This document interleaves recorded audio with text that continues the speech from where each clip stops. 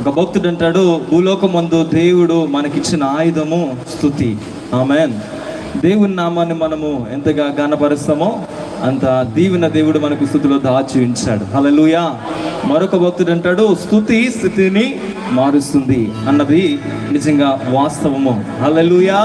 ఈ రాత్రి ఈ యొక్క పెద్దాపురం పట్టణంలో ప్రభువు నామాన్ని మనం అందరం సమకూడి ఘనపరచడానికి ప్రభు ఇచ్చిన విలువైన సమయాన్ని బట్టి ప్రభుకి మహిమ కలుగును గాక. ఈ సమయంలో మన మధ్య సహోదరులు, సువార్త గాయకులు శ్రీధర్ గారు వచ్చి మరికొన్ని పాటలు పాడి ప్రభు నామాన్ని ఘనపరచవలసిందిగా మనం చేస్తూ ఉన్నాను. అందరూ కలిసి చక్కగా పాడుతున్నారు. ఇక్కడ కూడా చప్పట్లు కొడుతూ ప్రభువులు ఎవరు మట్టుకున్నారు ఆరాధన ప్రభువుని ఘనపరచుదాం. అటు తర్వాత కూడా దయచేసి పాటలు పాడవలసి సిద్ధంగా ఉండవలసిందిగా మనం చేస్తున్నాం.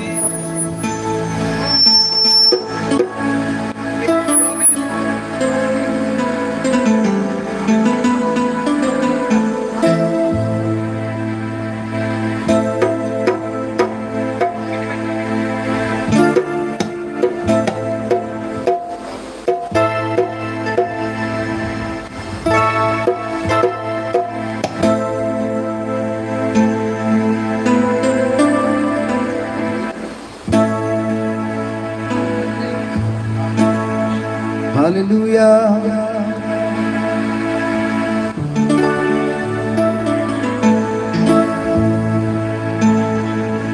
రారాజు వస్తున్నాడు జనులారా, రాజ్యం తెస్తున్నాడు, త్వరపడి వేగమే రండి ప్రియులారా, ప్రభుని చేరగరండి.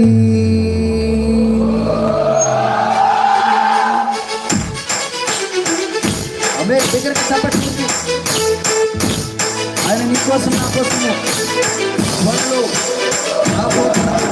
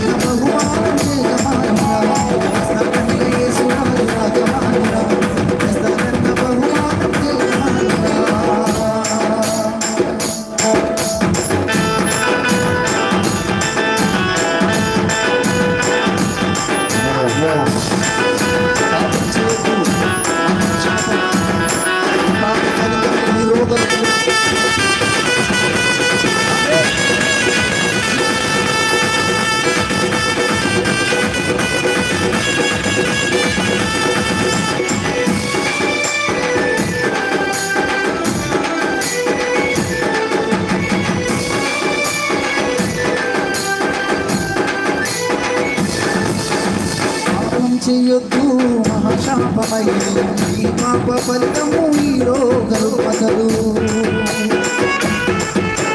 పాపం చేయొద్దు మహాశాపమైనది ఈ పాప ఫలితము ఈ రోగ రుగ్మతలు యేసయ్య గాయాలు స్వస్థతకు కారణం యేసయ్య గాయాలు స్వస్థతకు కారణం యేసయ్యను ఈ పాప పరిహారము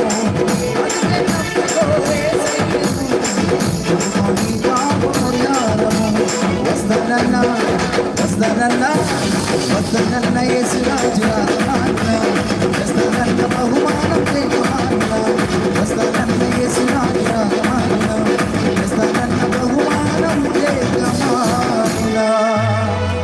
హల్లెలూయా హల్లెలూయా. వస్తనన్న యేసురాజు కంపల్సరీ వస్తాడు. ఆమేన్. ఆల్రెడీ ఒకసారి వచ్చి ఆయన చిత్తం నెరవేర్చి మనందరి కొరకు ఆ శిలువయాగం చేయబడి మరలా వెళ్ళి మన కోసం అక్కడ ఒక సుందరమైన ఇల్లులు తయారు చేస్తున్నాడంట. ఆమేన్. బంగారు వీధులు, అందులో మనందరం తిరుగుతాం. ఆమేన్. హల్లెలూయా. రాకడికి సంబంధించిన అన్నీ కూడా సమస్తము నెరవేర్చుతున్నాయి. అక్కడక్కడ కరువులు, భూకంపాలు, ఇంకా రాజ్యం మీదకి రాజ్యం, ఇవన్నీ కూడా జరుగుతున్నాయి. అంటే ఏంటి అర్థం? ఈ సైన్లన్నీ జరుగుతున్నాయంటే ప్రభు త్వరలో రాబోతున్నాడు. ఆమేన్. సంఘమంతా సిద్ధపడిన సంఘాన్ని తీసుకెళ్తాడు. ఆమేన్. హల్లెలూయా. దేవునికి మహిమ కలుగును గాక. చెప్దాం ఈ మాట. వస్తానన్న యేసురాజు రాకమానునా తెస్తానన్న బహుమానం తేకమానునా. ఈ రాత్రి మీరే పాడాలి, నా స్వరం బాగాలేదు, మీకు అర్థమవుతుంది కదా. హల్లెలూయా. Okay, 1 2 3 start. 1 2. వస్తానన్న యేసురాజు రాకమానునా తెస్తానన్న బహుమానం. వస్తానన్న యేసురాజు రాకమానునా తెస్తానన్న బహుమానం. వస్తానన్న యేసురాజు రాకమానునా